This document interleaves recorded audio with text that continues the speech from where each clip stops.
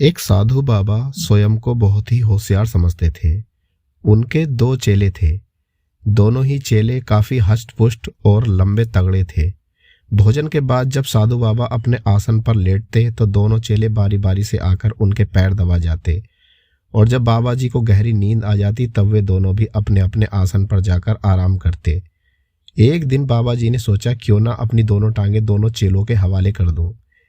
इस तरह दोनों टांगों का बंटवारा करने से खूब सेवा होगी और मुझे अधिक सुख मिल सकेगा।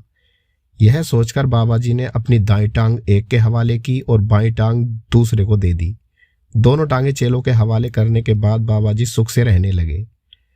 चेले भी अपने हिस्से में आई हुई टांग की सेवा तन मन से करने लगे। अपनी अपनी टांग को मजबूत और स्वस्थ बनाने के लिए उनमें होड़ लग गई।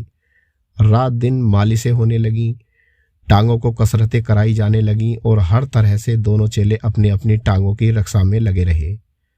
बाबा जी बड़े चतुर थे। वे चाहते थे कि चेलों पर डांट डपट भी होती रहे। इसके लिए वे कभी बाईं टांग को मोटा हुआ बताते और कभी दाईं टांग को अधिक स्वस्थ हुआ बताते। वे कभी एक चेले की प्रशंसा करते, कभी दूसरे की, ताकि सेवा में किसी तरह की कमी ना रह जाए। धीरे धीरे चेलों में मतभेद पैदा होने लगा। बाबा जी के द्वारा एक की तारीफ करने पर दूसरा चिढ़ जाता। एक से एक बढ़ चढ़कर दोनों यही चाहते थे कि गुरुजी उनसे हमेशा प्रसन्न रहें। एक दिन एक चेले के मन में विचार आया।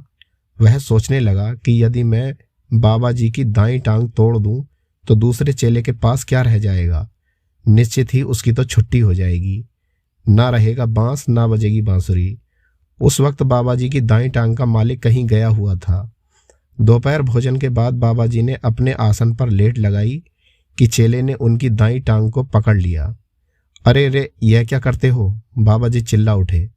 कुछ नहीं महाराज, देखना चाहता हूँ कि यह टांग कितनी मजबूत है। आप निश्चिंत रहें, आपका कुछ नहीं बिगड़ेगा, कहकर उसने टांग को अपनी तरफ खींचा और उसे तोड़ डाला।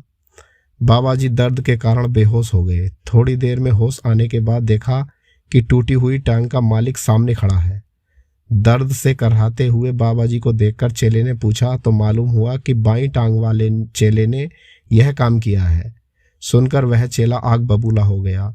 सोचने लगा, मुझे सेवा से अलग कर वह अकेला ही बाबा की कृपा का पात्र बनना चाहता है, लेकिन मैं ऐसा कभी नहीं होने दूंगा।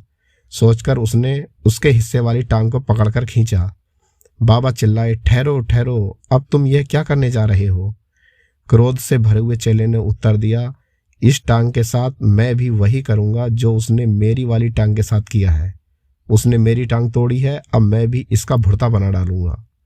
बाबा चिल्लाए, अरे कमबख्तो, ऐसा ना करो, कम से कम एक टांग को तो ठीक रहने दो। बाबा ने बड़े प्रेम से उसे समझाया, बेटा यह टांग तो मेरी है, उसकी नहीं। इसे भी तोड़ डालेगा तो फिर मेरे पास क्या बचेगा? चेले ने उत्तर दिया, गुरुजी आप ही कहते हैं कि दुष्ट के साथ दुष्टता ही करनी चाहिए। उसने मेरी वाली टांग तोड़ दी। जब तक मैंने उसका बदला नहीं लिया मुझे बिल्कुल चैन नहीं पड़ेगा। मैं इस टांग को तोड़कर ही मानूंगा, कहकर चेले ने दाईं टांग को पकड़कर खींचा और उसके 4 टुकड़े कर दिए। बाबा जी दर्द से चिल्लाते रह गए। बाबा जी की दोनों टांगें टूट चुकी थीं। तो दोस्तों, कैसी लगी आपको ये कहानी? अगर पसंद आई हो तो प्लीज़ लाइक और सब्सक्राइब करना ना भूलें। शुक्रिया।